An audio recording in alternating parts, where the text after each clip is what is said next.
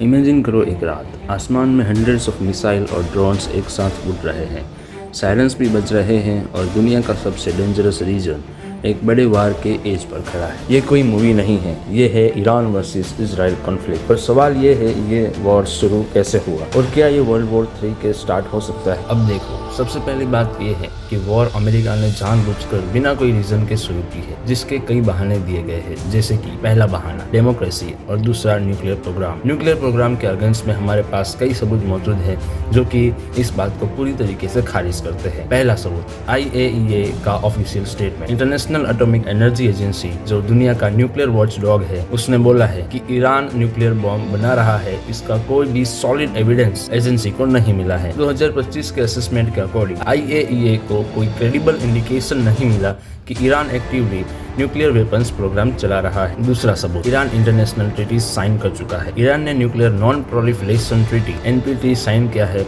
इसका मतलब है कि वो ऑफिशियली न्यूक्लियर वेपन्स डेवलप नहीं करेगा। तीसरा सबूत, US इंटेलिजेंस भी क्लियर प्रूफ नहीं दे पाई है। कई इंटेलिजेंस रिपोर्ट्स ने बोला कि ईरान एक्चुअल में वेपन बना रहा है, इसका कोई भी क्लियर प्रूफ नहीं मिला है।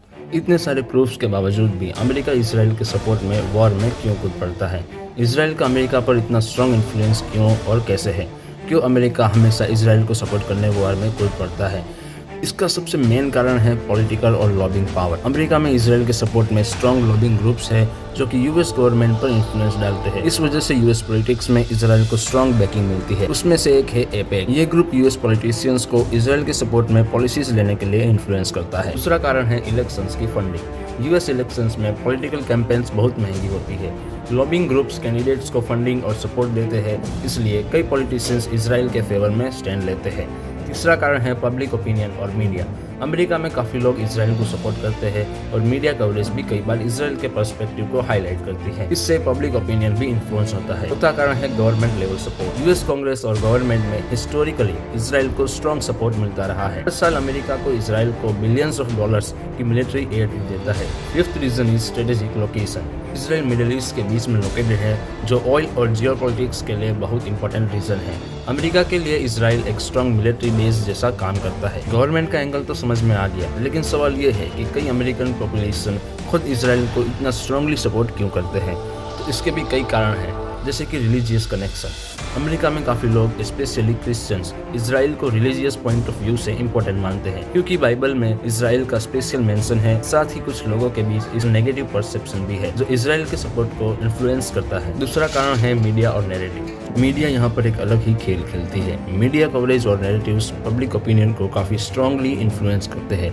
जब न्यूज चैनल्स और सोशल मीडिया पर किसी कॉन्फ्लिक्ट को एक स्पेसिफिक एंगल से दिखाया जाता है, तो लोग उसी पर्सपेक्टिव से चीजों को देखने लगते हैं। कई केसेस में इसराइल को एक ऐसे कंट्री के रूप में दिखाया जाता है जो अपनी सिक्योरिटी के लिए कांस्टेंट थ्रेट्स के अगेंस्ट फाइट कर रहा है। इसी वजह से काफी लोग उसकी एक्शंस को सेल्फ डिफेंस के रूप में समझने लगते हैं। जब एक साइड को बार बार सिक्योरिटी के लिए लड़ते हुए दिखाया जाता है, तो धीरे धीरे पब्लिक उसे एक जस्टिफाइड फाइट के रूप में देखने लगती है। अब बात करते हैं कि अभी वॉर के बीच में कई बड़े देशों के इस युद्ध में शामिल होने की खबरें आ रही है, और अगर ये कंट्रीज ज्वाइन करते हैं तो पूरी बाजी पलट सकती है। तो चलिए देखते हैं कि कौन से बड़े देश इस युद्ध में शामिल हो सकते हैं और उनके ज्वाइन करने के चांसेस कितने ज्यादा है। सबसे पहले बात करते हैं the most unexpected one, north Korea. North Korea का ईरान के साथ काफी पुराना मिलिट्री कोऑपरेशन रहा है। रिपोर्ट्स के अकॉर्डिंग मिसाइल टेक्नोलॉजी और वेपन्स डेवलपमेंट में दोनों कंट्रीज ने पास्ट में काम किया है, लेकिन ईरान इजराइल वॉर में नॉर्थ कोरिया का डायरेक्टली बैटलफील्ड में आना काफी अनलाइकली है। ज्यादा चांसेस है कि वो ईरान को पॉलिटिकल सपोर्ट या मिलिट्री टेक्नोलॉजी प्रोवाइड करे। दूसरे स्थान पर बात करते हैं हमारे खास दोस्त रशिया। रशिया और ईरान के रिलेशंस रिसेंट ईयर्स में काफी स्ट्रॉन्ग हुए हैं, स्पेशली मिलिट्री कोऑपरेशन में, लेकिन रशिया ऑलरेडी यूक्रेन कॉन्फ्लिक्ट में बिजी है, इसलिए ईरान इजराइल वॉर में उसका डायरेक्ट मिलिट्री इन्वॉल्वमेंट पॉसिबल नहीं लगता। हाँ, रशिया ईरान को पॉलिटिकल बेकिंग या मिलिट्री असिस्टेंस इनडायरेक्टली दे सकता है। आता है जियोपॉलिटिक्स का सबसे स्मार्ट और silent player, China. China middle east में स्टेबिलिटी मेंटेन करना चाहता है,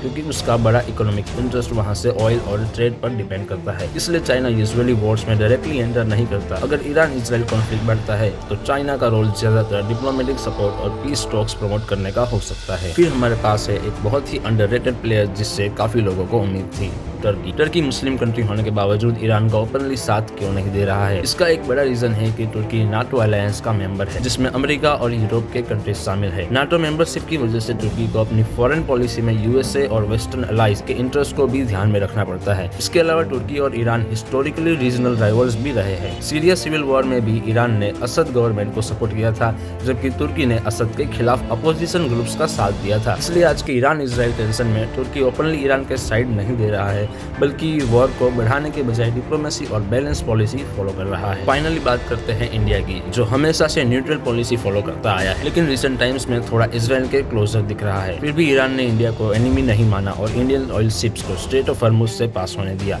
ऐसा क्यों?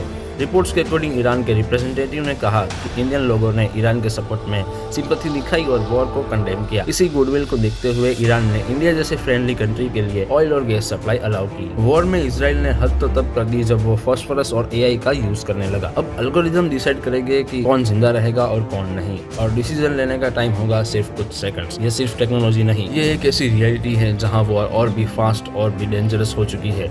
रिसेंट रिपोर्ट्स आई थी कि इजराइल ने एक एआई बेस्ड सिस्टम का यूज किया था, जो कि टारगेट्स को सिलेक्ट और डिसमिस करने के लिए यूज किया जाता है। आइए देखते हैं कि ये कैसे काम करता है। सबसे पहले तो वो डेटा को कलेक्ट करता है, जैसे कि अभी एक एआई सिस्टम था लेवेंडर, जो कि पहले ह्यूज अमाउंट में डेटा कलेक्ट करता है, जैसे phone record, social media activity, location data और सर्वेलेंस इनपुट। इसके बाद वो पैटर्न को आइडेंटिफाई करता है। फिर ये एआई चेक करता है कि कौन लोग मिलिटेंट ग्रुप से कनेक्टेड हो सकते हैं। वो पैटर्न्स देखकर सस्पेक्ट्स आइडेंटिफाई करता है। उसके बाद सस्पेक्टेड लोगों की एक लिस्ट बना देता है, जिसे टारगेट लिस्ट कहा जाता है। एआई ये काम बहुत फास्ट करता है। जो काम करने में ह्यूमंस को कई हफ्ते लगते हैं, वो एआई मिनटों में कर देता है। मेन बात ये है कि इसमें प्रॉब्लम कहाँ होती है। एआई परफेक्ट नहीं होता। अगर डेटा इनकम्प्लीट या गलत हो तो इनोसेंट लोग भी टारगेट लिस्ट में आ सकते हैं। इंसान सोचता है कि क्या ये सही है, लेकिन एआई सिर्फ इतना सोचता है कि क्या ये मैच करता है। एक गलत इनपुट और लाखों लोगों की जान। मिडिल ईस्ट का ये कॉन्फ्लिक्ट सिर्फ ईरान और इजराइल के बीच की लड़ाई नहीं है, ये पावर, पॉलिटिक्स और परसेप्शन की कहानी है। यहाँ पर कंट्री अपने इंटरेस्ट के लिए खड़ी है, और सच ये है कि इस गेम में सही या गलत इतना सिंपल नहीं होता। अब सवाल ये नहीं है कि कौन जीतेगा, सवाल ये है कि इसकी कीमत दुनिया को कितनी चुकानी पड़ेगी।